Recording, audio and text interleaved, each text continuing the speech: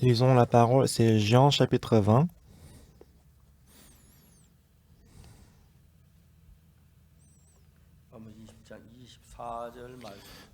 Jean chapitre 20 du verset 24 jusqu'au verset 29. Jean chapitre 20, verset 24 jusqu'au verset 29.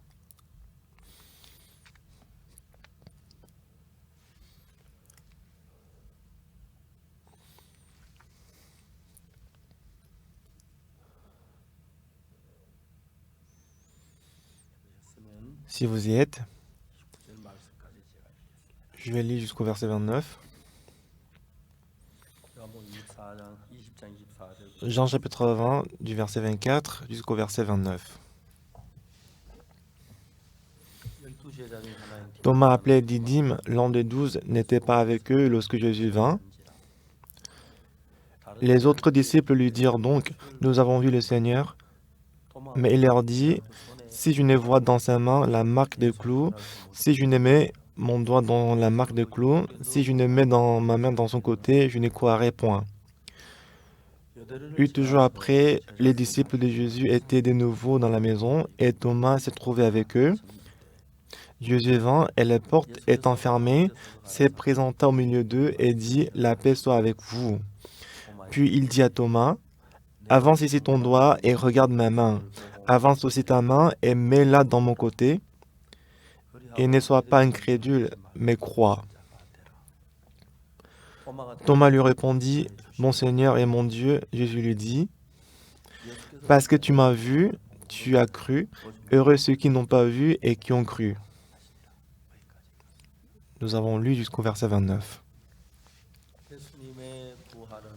La résurrection de Jésus-Christ est merveilleuse. On ne peut pas exprimer toutes les significations de la résurrection de Jésus-Christ. La résurrection de Jésus-Christ est le premier fruit de Jésus-Christ. On a aussi la foi que dans l'avenir, on va aussi être ressuscité. Je vous ai déjà dit,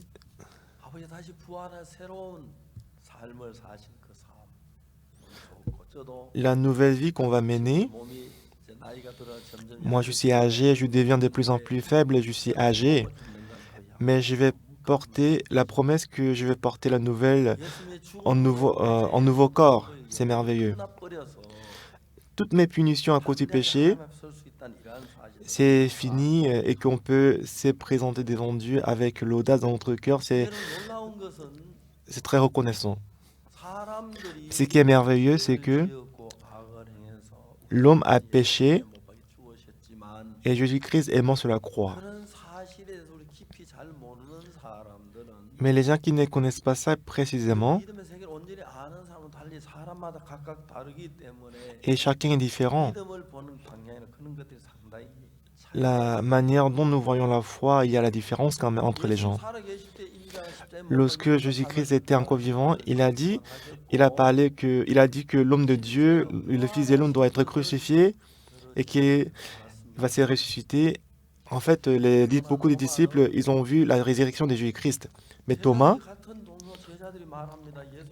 les disciples de Jésus, ils ont dit que Jésus-Christ qui est crucifié, il est ressuscité, même s'il a dit comme ça. Mais Thomas, qu'est-ce qu'il a dit? C'est sûr que les disciples de Jésus-Christ, ils n'allaient pas mentir, mais Thomas, dans sa pensée, il dit, il ne pouvait pas croire ça. Mais je ne crois pas. Je ne sais pas si c'est le vrai Dieu, je ne sais pas si c'est le vrai Jésus-Christ, il faut que je vérifie la marque des clous.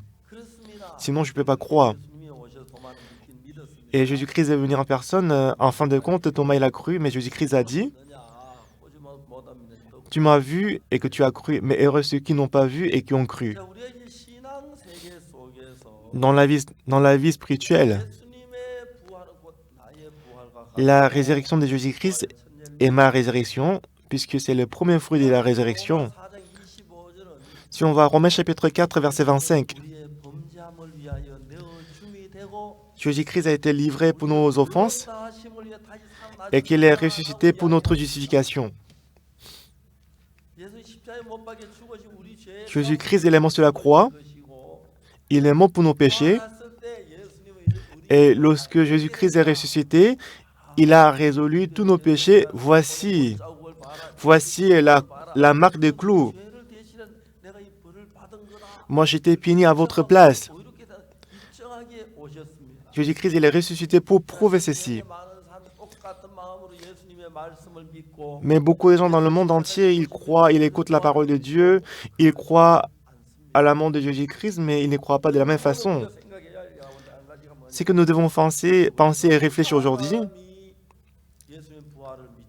Alors, quel genre de personnes croient à la résurrection de Jésus-Christ? Et quel genre de personnes ne croient pas à la résurrection de Jésus-Christ? On peut penser comme ça, oui, c'est ça.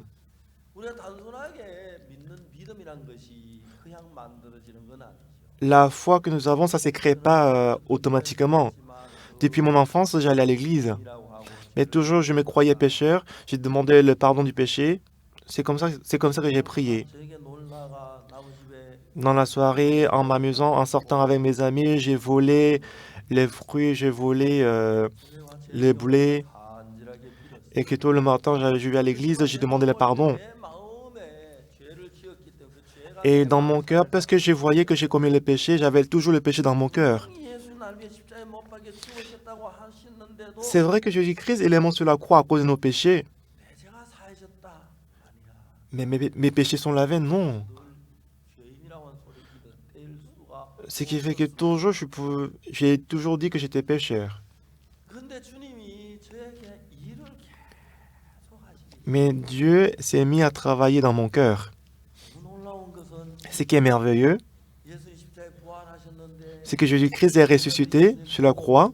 Jésus-Christ est ressuscité.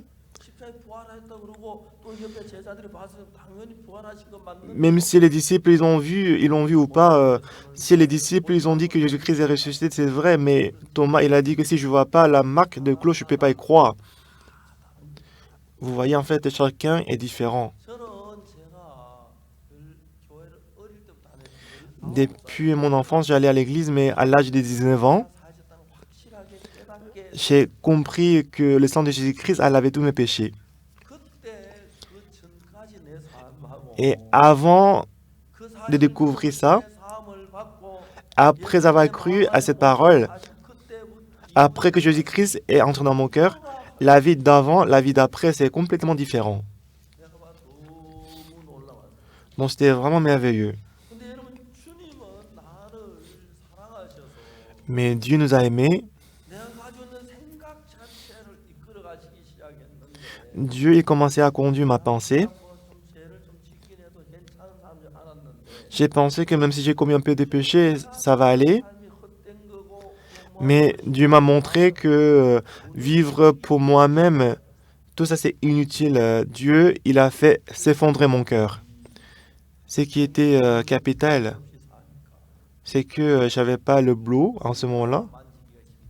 C'était difficile de toucher une pièce d'argent. On était tous en difficulté. Alors moi, j'avais pas de travail, j'avais pas vraiment des choses à faire. Alors, j'ai postulé aux soldats des métiers. J'ai postulé aux soldats des métiers techniques. Ce n'était même pas une académie de l'officiel, mais c'était juste une école de soldats de métiers. Je ne pensais pas que j'allais échouer. Puisque physiquement, je n'étais pas des problèmes, donc je pensais que j'allais être admis. Mais mon dent devant, c'était un peu cassé. Mais je ne savais pas qu'à cause de ça, que j'allais être disqualifié.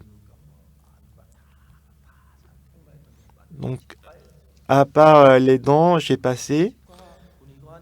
Mais le docteur dentiste, après qu'il a observé mes dents, il a mis quelque chose, il a mis une marque sur mon cahier de santé.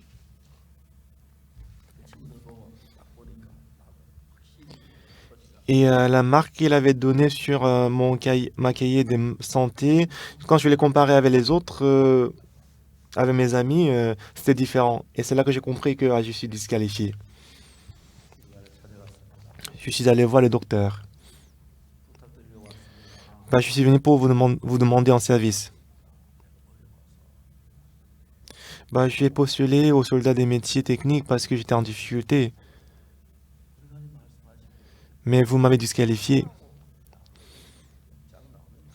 Et docteur, il m'a dit, pourquoi tu veux postuler maintenant? En tout cas, tu vas entrer dans l'armée puisque c'est obligatoire. Et il m'a dit,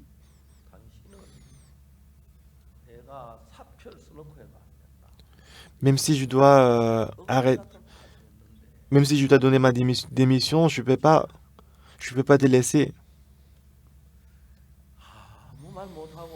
Donc, comme il disait comme ça, je pouvais rien dire. Je suis rentré chez moi. Quand j'ai réfléchi, je voyais que dans ma vie, rien n'a marché.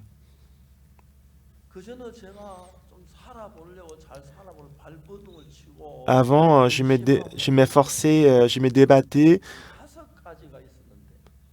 Il y avait 5 choses que j'avais essayées. Au départ, tous les 5, ça paraît que ça marchait au départ, mais à la fin, ça ne marchait pas. Donc du coup, je me demandais pourquoi rien ne marche dans ma vie. J'étais vraiment désespéré.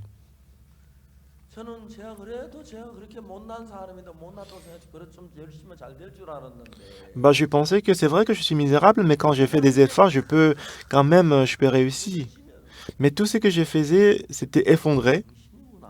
Bah, je suis vraiment stupide. Rien ne marche dans ma vie et je suis vraiment insensé. C'est comme ça que mon cœur a coulé.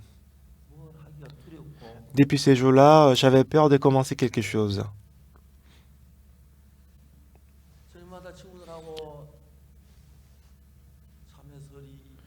Chaque soir, avec les amis, on a volé les melons jaunes, on a volé le fruit.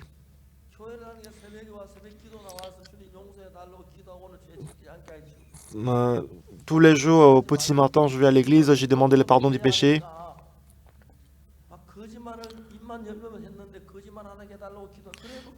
J'ai prié que je ne mens plus, mais tout le jour, j'ai menti.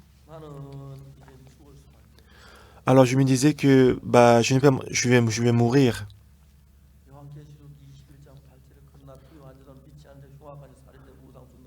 Apocalypse, chapitre 21, verset 8, on dit que les menteurs, celui qui ne croit pas, les incrédules, ils seront jetés à l'enfer.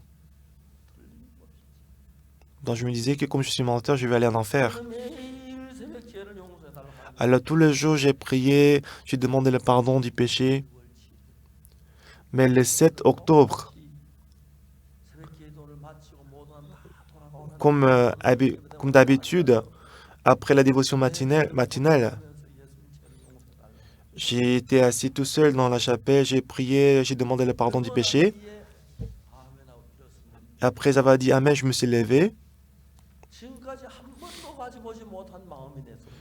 Mais un cœur que je n'ai jamais eu dans ma vie est entré dans mon cœur. Le cœur est entré en moi qui dit mon péché est lavé. Je ne savais pas pourquoi, mais ce cœur est entré dans mon cœur que mes péchés sont lavés. Par le sang de Jésus-Christ, mes péchés sont lavés. J'ai cru cette vérité dans mon cœur. Et depuis ces jours-là, j'ai complètement changé parce que j'ai commencé à lire la Bible. Normalement, le soir, je devais sortir avec mes amis, je devais voler, je devais faire des mauvaises choses. Mais après dîner, j'ai toujours sorti avec mes amis pour voler. Mais après que j'ai reçu le salut, après le dîner, je lisais la Bible. Et quand j'ai rencontré mes amis, ils ont dit, bah, Oksu, tu étais ailleurs, pourquoi je ne te vois pas? Quand j'ai cru que mes péchés sont lavés, j'ai commencé à changer.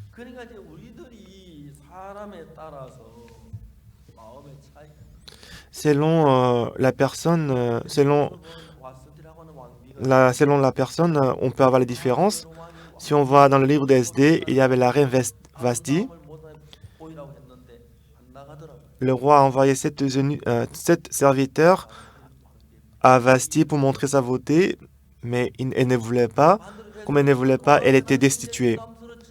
Mais Esdée, elle avait grand fardeau dans son cœur, mais en écoutant la parole de Mardoché, elle a été utilisée pour sauver les Juifs.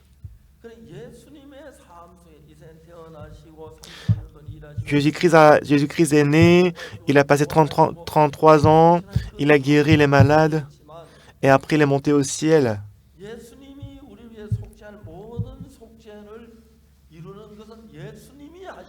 Et c'était Jésus-Christ qui a accompli toutes les expiations. C'est le travail de Jésus-Christ. Alors nous, ce que nous devons faire, c'est qu'on doit croire que Jésus-Christ est mort sur la croix et qu'il a lavé tous nos péchés. Mais selon l'état du cœur de la personne, c'est tout différent. C'est vrai que Jésus-Christ est ressuscité. On sait très bien que Jésus-Christ est ressuscité, mais il y a beaucoup de gens qui n'y croient pas.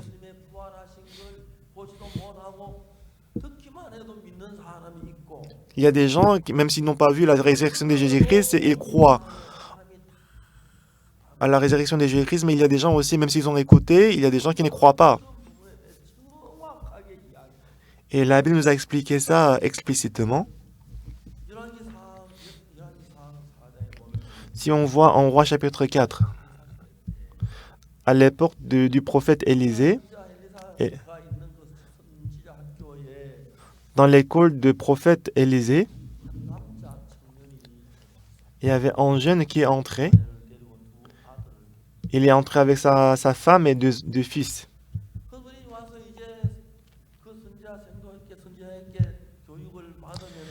Il a suivi la formation et qu'il a appris la vie spirituelle.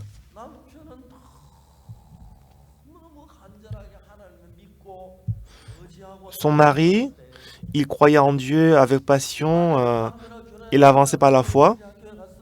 Mais sa femme, après le mariage, son mari est entré dans l'école de prophète, elle a suivi,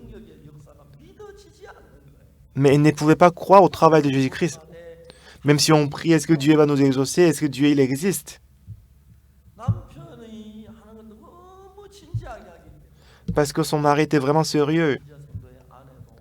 La femme des fils des prophètes, elle aussi, elle a essayé de suivre son mari, mais dans son cas, elle ne pouvait pas croire en Dieu.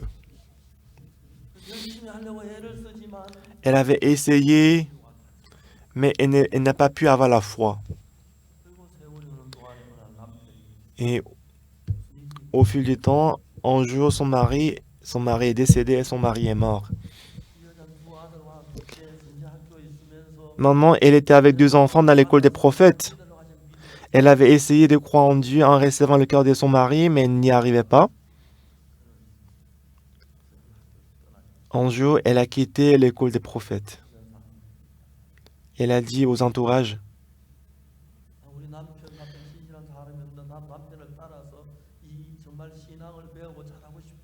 moi, je voulais suivre mon mari pour apprendre la vie spirituelle. Mais j'avais fait n'importe quoi, mais j'y arrivais pas à croire. Mais les entourages, ils comprenaient. Bah, elle a essayé de croire en Dieu, mais elle n'y arrivait pas. Donc, on fait quoi? Donc, madame, t'as beaucoup travaillé. En tout cas, tu peux t'en aller.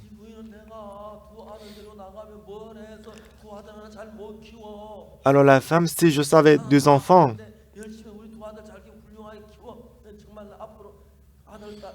je vais essayer de m'occuper de mes deux enfants. Je vais faire mon mieux pour prendre soin de mes enfants. Les gens, les entourages, ils ont dit à la femme que deux enfants, ils tiennent beaucoup à votre époux, ce qui fait qu'ils vont bien grandir. Donc prends soin d'eux, bien. Je ne sais pas, quelques années sont passées. Un jour, la femme avec deux enfants, elle est rentrée Tout le monde était content. Ah, madame, tu es rentrée, enchantée. Ça fait longtemps. Il y avait des gens qui sont venus pour la voir. Et elle a dit, moi, après que j'ai quitté l'école des prophètes, je pensais que bah, je vais bien m'occuper de mes deux enfants, mais la vie n'est pas facile dehors. Bah, j'ai vendu des marchandises, j'ai prêté de l'argent, je ne pouvais pas payer les intérêts, du coup j'ai beaucoup de dettes.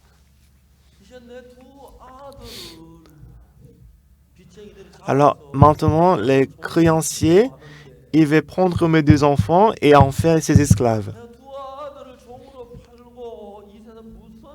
Si ils prennent mes deux enfants comme l'esclave, comment est-ce que je peux vivre dans ce monde? J'ai beaucoup réfléchi. Quand, quand j'ai quitté ici, quand j'ai quitté ici, je me disais que je peux faire quand même quelque chose. Gagner de l'argent sera meilleur que croire en Dieu. Quand je sortais, je m'endettais. Et maintenant, les créanciers, ils veulent prendre mes deux enfants. Maintenant, si je ne reçois pas la grâce de Dieu, je ne peux rien faire.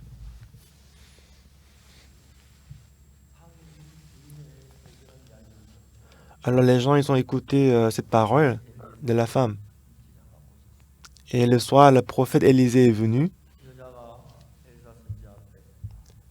et s'est tenu devant le prophète Élisée, homme de Dieu. Moi, j'ai complètement péri.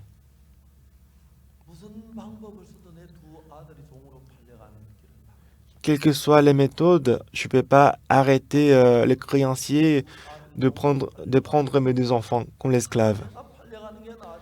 Bah si mes deux enfants doivent être vendus comme l'esclave, vaut mieux que moi je sois vendu comme l'esclave.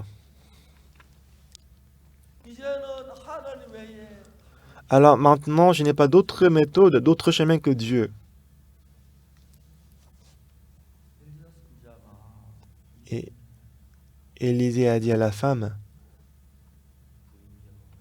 Madame,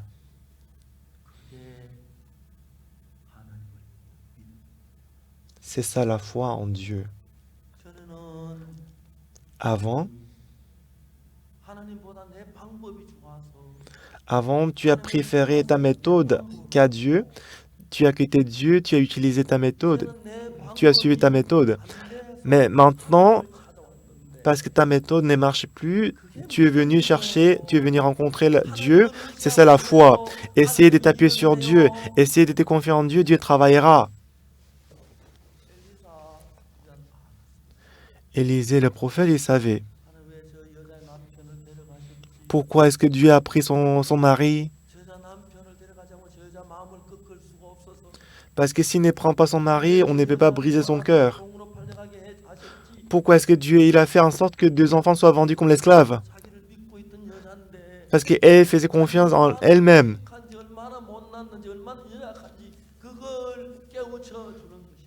À travers cette situation, Dieu voulait l'apprendre à quel point elle était faible.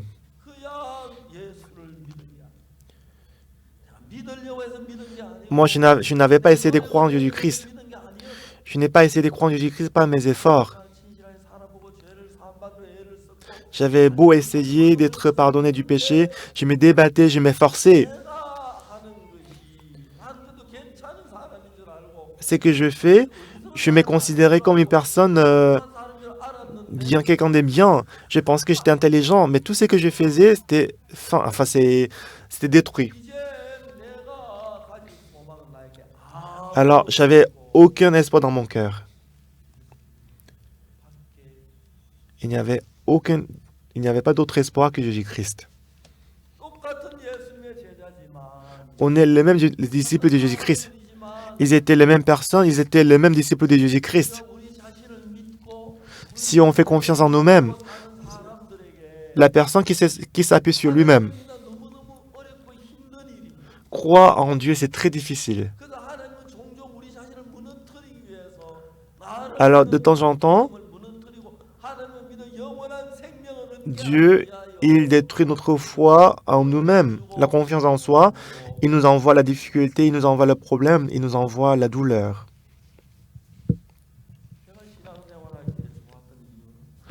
La raison pour laquelle j'aimais la vie spirituelle, quand j'étais né, il n'y avait rien du tout. À l'âge de 19 ans, j'avais essayé de chercher le travail. Rien n'a marché. Au départ, je me disais, pourquoi rien ne marche dans ma vie? Les gens que je considérais pires que moi, quelque chose marche pour eux, mais pourquoi rien ne marche dans ma vie? C'est ainsi que Dieu m'a conduit. Parce que Dieu voulait me donner ses saluts.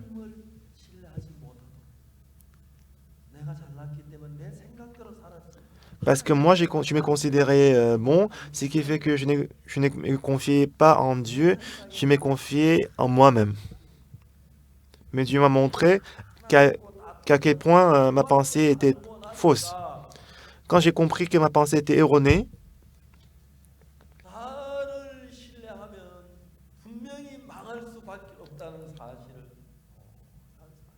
j'ai découvert que si je fais confiance en moi-même, c'est la destruction. L'histoire du fils prodigue, c'est la même chose. La femme du fils des prophètes, elle ne pouvait pas croire en Dieu.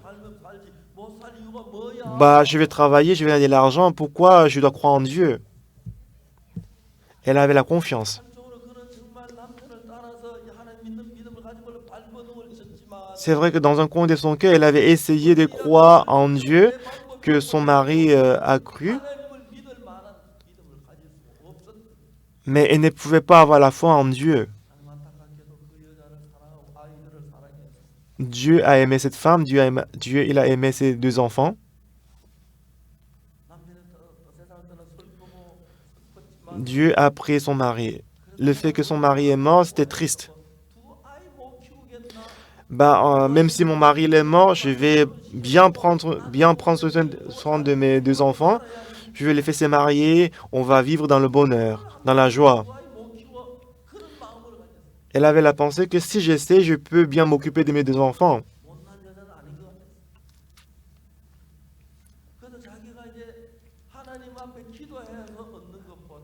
Au lieu de prier en Dieu, au lieu de s'appuyer sur Dieu, je vais sortir moi-même dehors, je vais gagner de l'argent, je vais travailler. Je vais travailler, je vais bien prendre soin de mes enfants. Je vais essayer. C'est ainsi qu'elle a quitté l'Église de Dieu. Elle a pris son chemin. Jésus-Christ, il est mort sur la croix et qu'il est ressuscité. Même si on n'a pas vu, mais à travers la parole qu'on a écoutée, il y avait beaucoup de gens qui ont cru. Donc parce qu'on a écouté que Jésus-Christ allait être ressuscité, ils ont cru à ces paroles. Ah, Jésus-Christ, il est ressuscité. Il est vivant, il travaille au milieu de nous.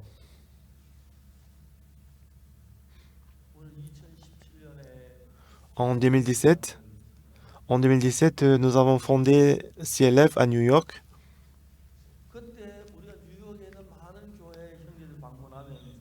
Et on a visité plusieurs églises à New York. On a présenté le CLF on va avoir le forum de l'idée chrétien. Venez assister au forum. On a invité les pasteurs à New York. 700 pasteurs sont venus à notre CLF. 700 pasteurs et 50 pasteurs de notre église. Pendant une semaine, nous avons fait le programme et que j'ai prêché comment on peut recevoir le salut à travers le sang de Jésus-Christ. Et beaucoup de pasteurs, ils étaient tous étonnés. Ce que je voudrais vous dire,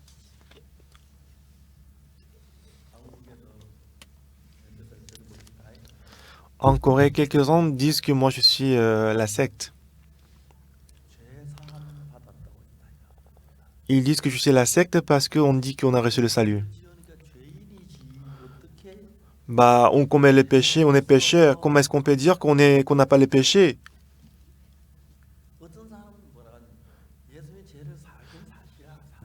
Quelques-uns disent que Quelques-uns disent que bah, c'est vrai que Jésus-Christ a lavé tous nos péchés, mais parce qu'on commet les péchés, on est pécheur. Les gens qui disent qu'ils sont péchés, parce que bah, c'est vrai que Jésus-Christ a lavé le péché, mais le péché qu'on commet, parce qu'on commet le péché, on est pécheur.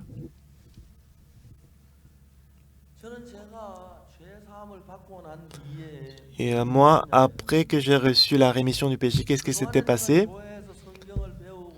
Jusque-là, j'ai appris la Bible dans l'église.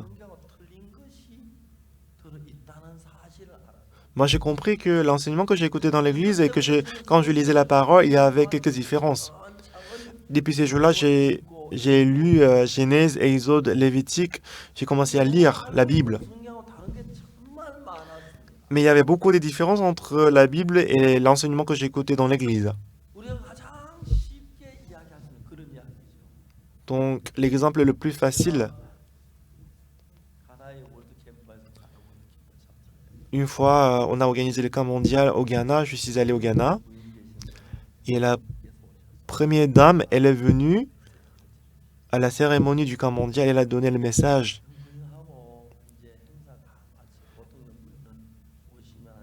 Et normalement, lorsque la première dame vient, elle passe juste 10 ou 20 minutes et rentre. Mais la première dame du Ghana, elle était là jusqu'à la fin de la cérémonie et m'a salué. Elle a rencontré aussi la chorégraphie. Même si jusqu'à la fin de la cérémonie, elle était toujours là, mais après la cérémonie, elle ne quittait pas. Après, on s'est rendu compte que la première dame, elle voulait me dire quelque chose, c'est pour ça qu'elle était là jusqu'à la fin.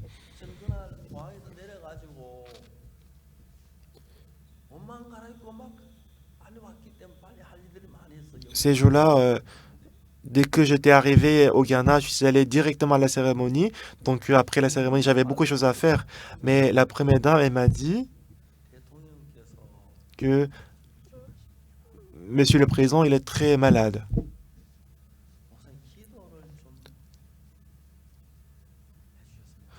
Pasteur, j'espérais que tu viens prier pour mon mari et le président. Et elle m'a dit, est-ce que le président doit venir te voir et vous voir? Et je lui ai dit, non, il n'y a pas de souci, je peux aller voir Monsieur le Président. Donc elle m'a envoyé la voiture le matin. Donc la chorale Grachas Chemi et Bartignan, je leur ai dit de préparer les chants en dialecte et que le matin, avec les voitures, des voitures, même la première dame, elle est venue en personne pour me ramener à la présidence. Donc la chorégraphie, ils ont pris une voiture et moi, l'interprète et le pasteur du Ghana, on a pris une voiture. Et je voyais que le président était gravement malade, il était assis sur la chaise. Après avoir saisi la main, salué, le président nous a dit, mon médecin personnel, ça faisait longtemps que j'étais malade. Mais je vois pas que je suis rétabli, mais ça s'empire de plus en plus.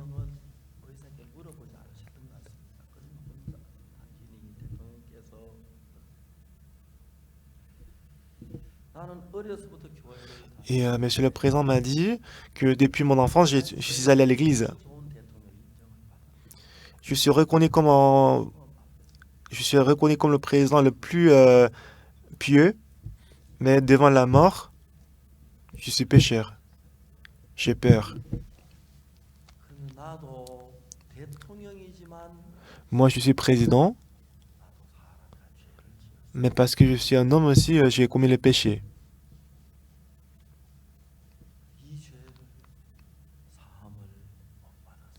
Mais j'ai pas encore reçu le pardon de ces péchés. Si je meurs, je dois aller en enfer. Mais j'en ai trop peur.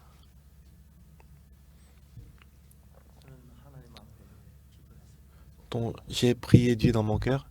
Dieu, merci beaucoup. Merci et aide-moi de prêcher l'évangile au président. Donc, on a commencé la conversation. Monsieur le Président, Monsieur le Président, comment est-ce que vous avez su que vous êtes pécheur? Et Monsieur le Président m'a dit,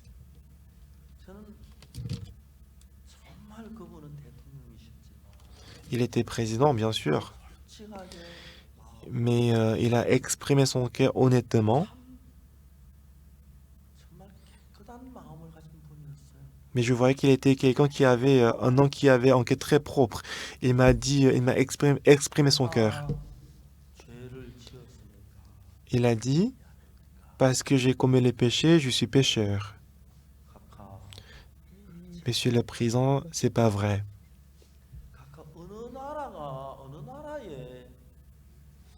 Monsieur le Président,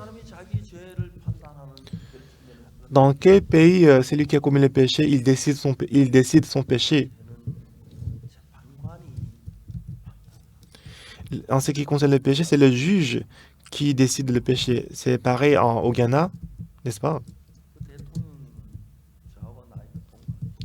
Et le président, il avait le même âge que moi.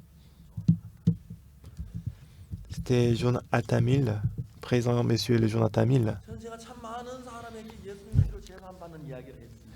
dont j'ai prêché l'évangile à plusieurs personnes, mais avec le cœur qui tremblait, j'ai vraiment demandé la grâce à Dieu.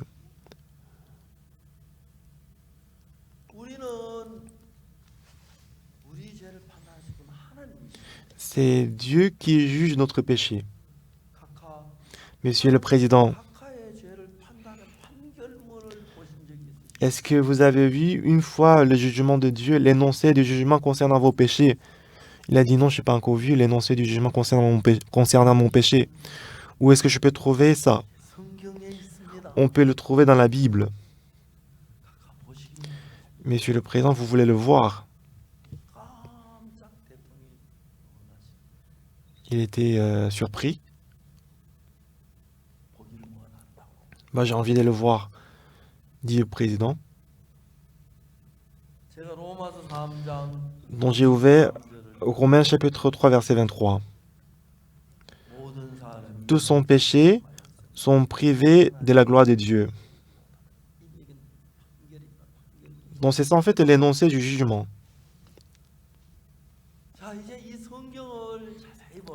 Donc regardez la Bible dont j'ai lu ces passages devant le président. Et ensuite je devais lire le verset suivant.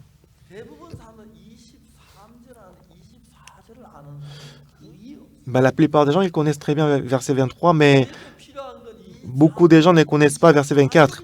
Le verset dont on a besoin, ce n'est pas le verset 23, mais c'est le verset 24. C'est vrai qu'on doit croire au verset 23, mais on doit aussi croire au verset 24.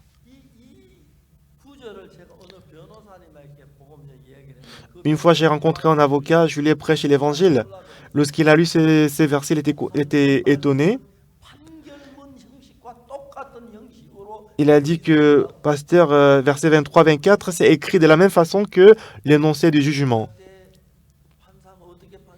Lorsque le juge, il donne le verdict, l'arrêt, qu'est-ce qu'il dit? On dit que monsieur A, il a commis tel péché et qu'il doit être puni, mais à cause de telle raison, je vais la condamner telle année de prison.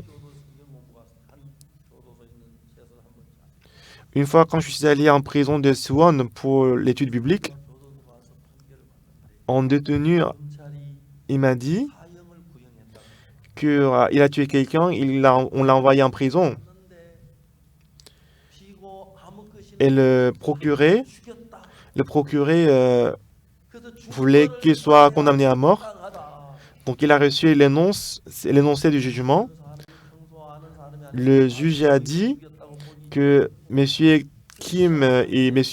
A, il a commis le péché Et normalement, il doit être puni, mais la personne qui l'avait tué, c'était pas la personne qu'il connaissait. Et à cause de telle raison, je vais te condamner 10 ans de prison. En fait, il avait déjà appris par cœur l'énoncé de son jugement. Comme l'énoncé de jugement ici, c'est écrit, tous sont péchés et sont privés de la gloire de Dieu. Mais ils sont gratuitement justifiés par sa grâce. Il nous a sauvés, il nous a justifiés, il était puni à notre place. Par sa grâce, par le moyen de la rédemption qui est en Jésus-Christ.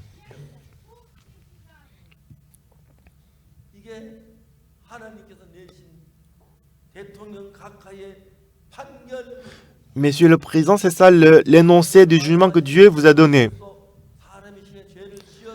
Parce que vous êtes un être humain, vous commettez le péché, vous êtes pécheur, mais Jésus-Christ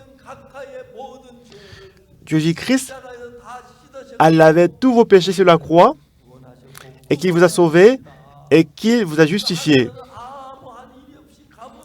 Alors gratuitement, on est justifié. Par sa grâce, par le moyen de la rédemption qui est en Jésus-Christ.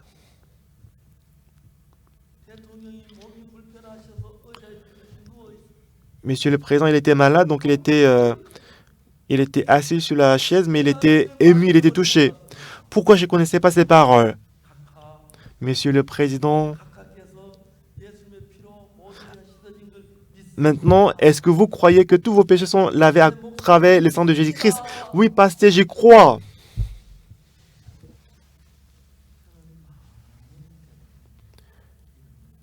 J'ai prêché cet évangile à beaucoup de présidents. Donc j'ai prêché cet évangile à la personne haut placée ou bas placée. J'ai rencontré 32 présidents. Et pour quelques présidents, je l'ai rencontré plus de 6 fois, 7 fois, 8 fois. Aussi pour quelques présidents, je l'ai rencontré une seule fois. Pourquoi Dieu m'a fait rencontrer le président? C'est pour prêcher l'évangile.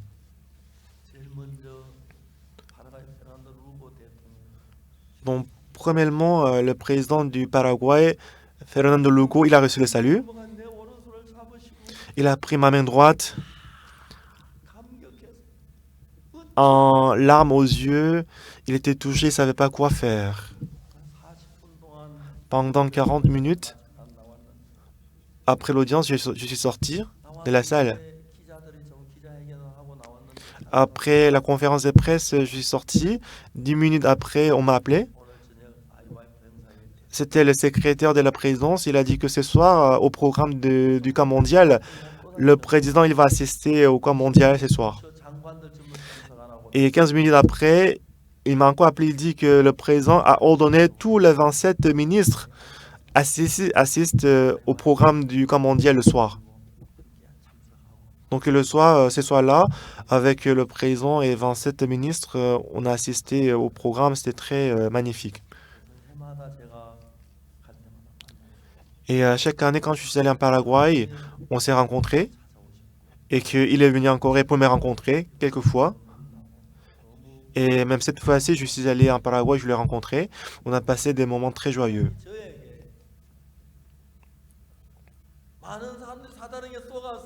Beaucoup de gens sont trompés par Satan. Dieu n'a pas échoué à la croix. Lorsque Jésus-Christ est ressuscité, il est ressuscité pour notre justification, pour prouver que nos péchés sont lavés. Romains chapitre 4, verset 25. Romains chapitre 4, verset 25. Notre Seigneur, lequel a été livré pour nos offenses, et est ressuscité pour notre justification.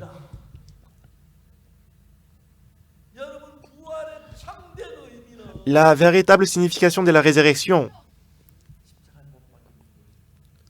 à travers la mort de Jésus-Christ sur la croix, il a lavé nos péchés, et lorsqu'il est ressuscité, il est ressuscité pour notre justification. C'est pour prouver qu'on est juste, Regardez la marque des clous. Regardez mes côtés.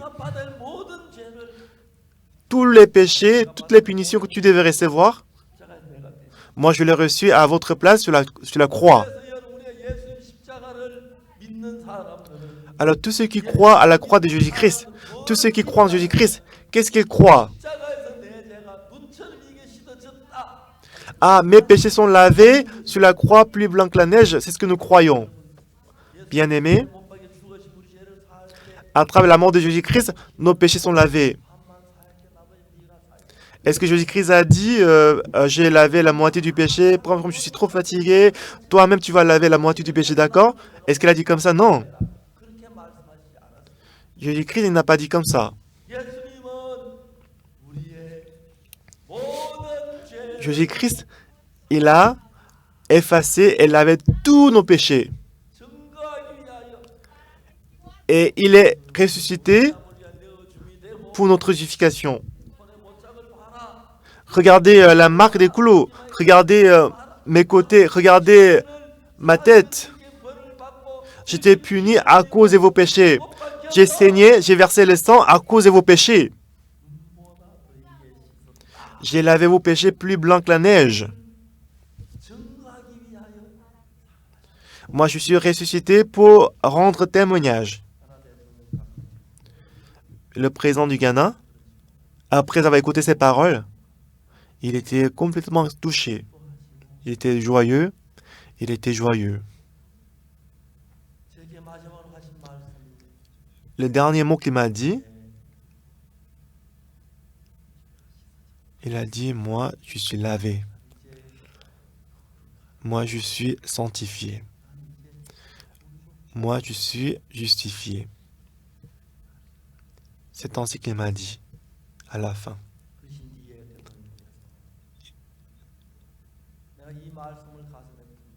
Il a dit, moi, je vais garder ces paroles dans mon cœur, je vais me reposer.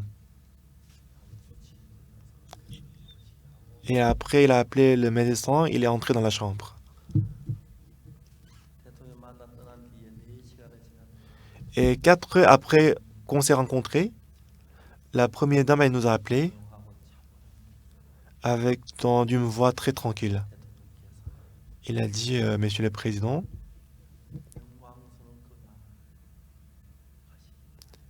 pour aller au ciel glorieux, il vient d'être appelé par Dieu.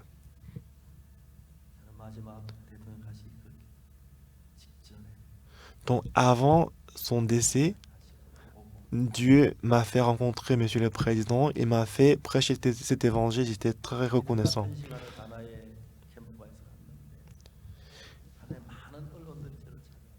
Alors beaucoup de presse, ils sont venus me voir parce que j'étais la dernière personne que Monsieur le Président a rencontrée avant sa mort.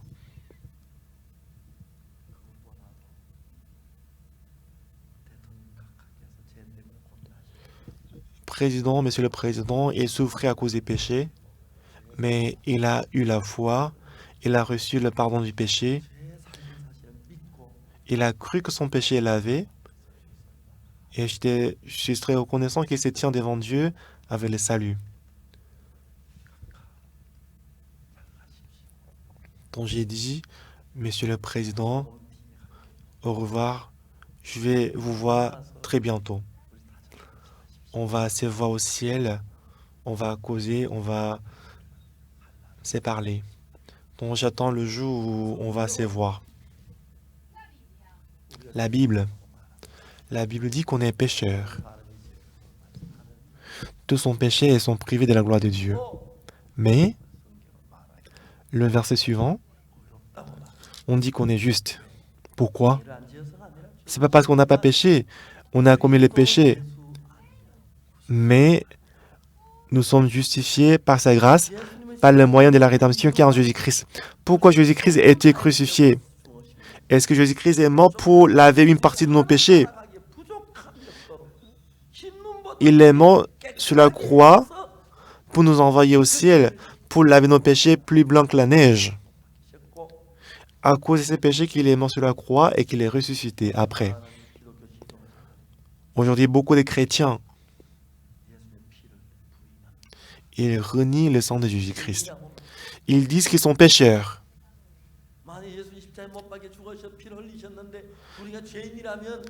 Alors que Jésus-Christ a lavé le péché, il a versé le sang. Si on est toujours pécheur, ça veut dire que Jésus-Christ a échoué. Jésus-Christ, pour laver nos péchés, il est mort sur la croix, mais s'il n'a pas pu laver nos péchés, ça veut dire qu'il a échoué. Mais ce n'est pas le cas. Ce n'est pas vrai. Jésus-Christ n'a pas échoué. Il a lavé nos péchés parfaitement. Il n'a même pas laissé une partie du péché. Il a lavé nos péchés parfaitement, plus blancs que la neige. Il les a effacés parce qu'on est complètement lavé. Lorsque Dieu nous voit, il nous dit qu'on est juste. Nous sommes justifiés et sanctifiés. Jésus-Christ a été livré pour nos offenses et qu'il est ressuscité pour notre justification.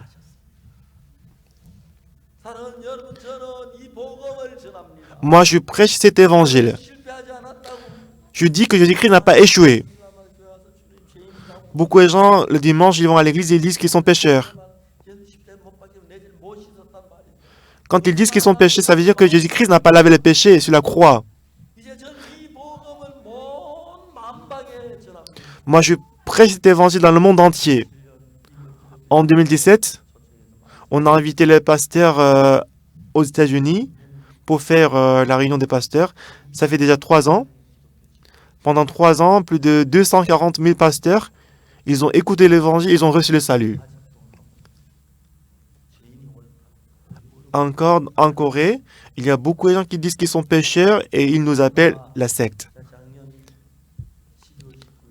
Mais l'année dernière, le 19 décembre, on avait invité 500 pasteurs du monde en Corée. Et quand j'ai prêché l'évangile, ils étaient tous touchés. Et beaucoup de leaders chrétiens dans le monde entier, ils sont avec nous. Le sang de Jésus-Christ. Le sang de Jésus-Christ a lavé tous nos péchés, plus blancs que la neige.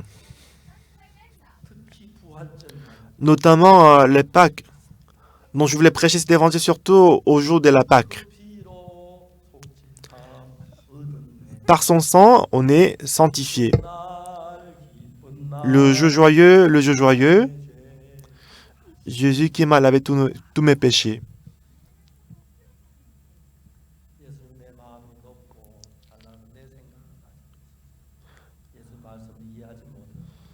Des fois, à cause de nos pensées, on ne comprend pas Jésus-Christ.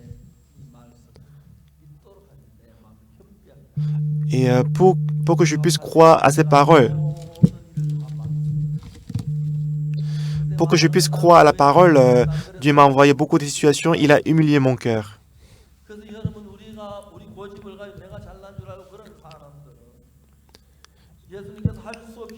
Celui qui est têtu, celui qui pense qu'il est le meilleur, celui qui a la confiance en soi, Dieu était obligé de lui envoyer les difficultés et les problèmes. À travers ces difficultés, Dieu il humilie leur cœur. Si on accepte que Jésus-Christ a lavé tous nos péchés, et à partir de ces moments-là, Jésus-Christ il travaille pour nous et qu'il nous donne beaucoup de bénédictions.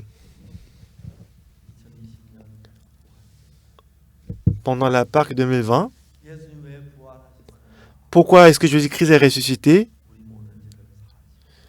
Il a lavé tous nos péchés. Il n'y a plus de péchés. Vous êtes propres. Vous êtes justes. Il est ressuscité pour notre justification. Jésus-Christ qui est ressuscité, il nous parle à chacun de nous. Ne parlez plus que vous êtes pécheurs, parce que j'ai lavé tous vos péchés. J'ai lavé le péché pour toujours. Je vous ai rendu juste. Vous êtes justifiés, vous êtes sanctifiés, vous êtes parfaits. C'est ce que moi j'ai fait.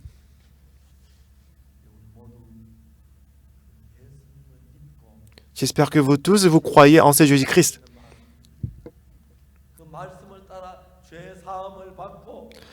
Les gens qui ont cru à ces paroles, ils ont reçu la rémission du péché. J'espère que vous allez accepter ces paroles et que vous allez mener une vie joyeuse et heureuse.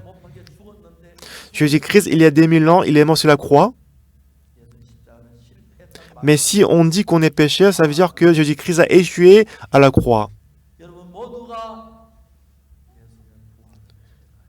Vous tous, vous allez rendre témoignage de la mort de Jésus-Christ et la résurrection de Jésus-Christ. Jésus-Christ, il est mort pour nos péchés et pour notre justification, il est ressuscité. On doit croire ceci, on va crier, on va rendre témoignage. Et ainsi, la Pâque sera très précieux et magnifique. Chacun est différent. Nous tous, on est différents, mais la femme des fils des prophètes, au départ, elle a cru à ses méthodes, elle a quitté l'église. Après qu'elle a tout perdu, lorsqu'elle est rentrée, maintenant, elle n'avait plus de moyens, elle n'avait plus de méthodes. Donc, Élisée, prophète, lui a dit,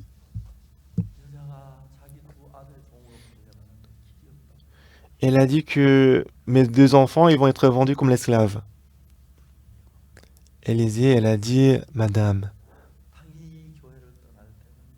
lorsque vous avez quitté l'église, vous avez quitté l'église parce que vous avez eu plus de confiance en vous que Dieu.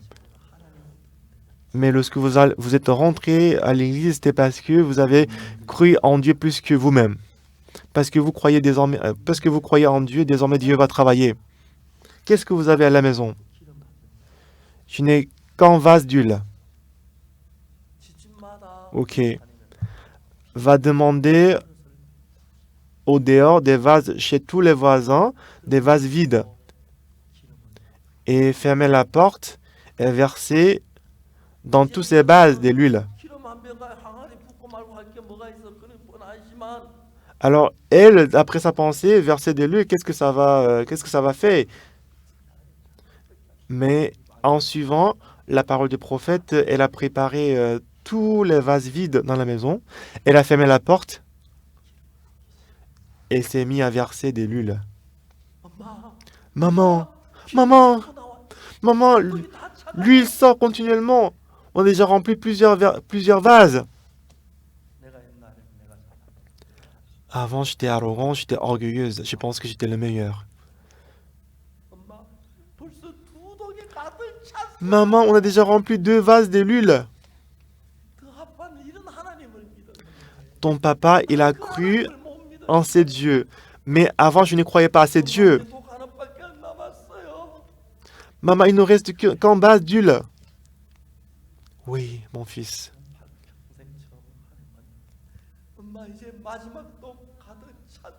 Maman, le dernier vase est rempli, maman. Maintenant, l'huile est arrêtée. La femme, elle est allée voir la serviteur de Dieu. Élisée, le prophète, il était très content. Vends tous les vases d'huile, tu vas payer la dette. Et prends soin de tes 2 enfants dans la grâce, dans la joie. Je pense qu'elle vivait avec ses 2 enfants dans la joie.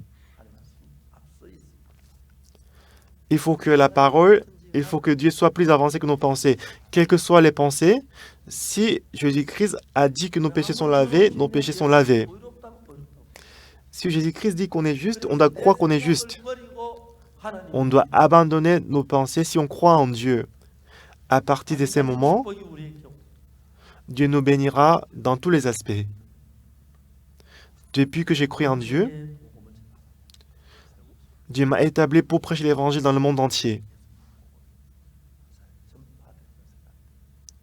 Quand je pense que cet évangile va être répandu partout dans le monde, je suis reconnaissant. Pâques 2020,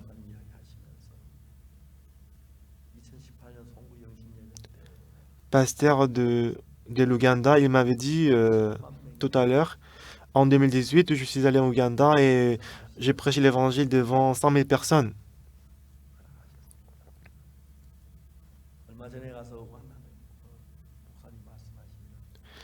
Il y a Il y a quelques mois, quand je suis allé en Ouganda pour rencontrer ces pasteurs, il a dit cette année,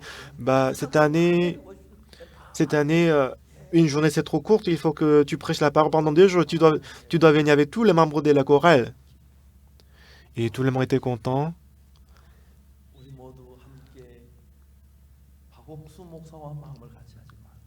Vous n'allez pas unir votre cœur avec le cœur des pasteurs Park, mais vous allez unir votre cœur avec la parole de Dieu.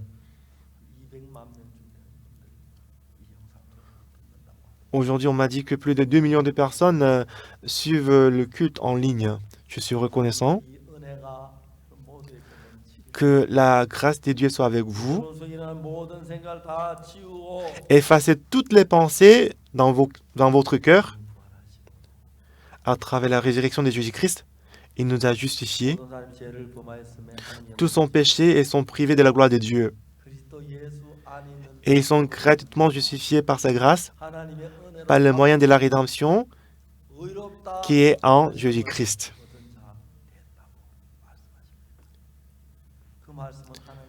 Cette parole nous dit qu'on est juste.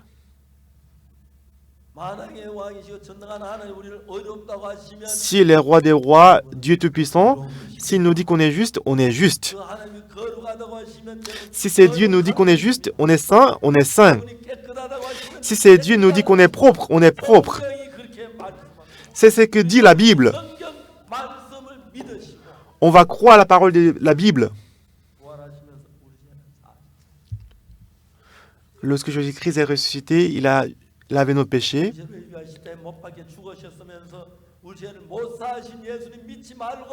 Vous n'allez pas croire en Jésus-Christ qui n'a pas lavé le péché, mais vous allez croire en Jésus-Christ qui a lavé tous nos péchés. Il faut croire en ce Jésus-Christ. Je crois que la bénédiction de Dieu soit avec vous. Donc je rends grâce à Dieu. Merci.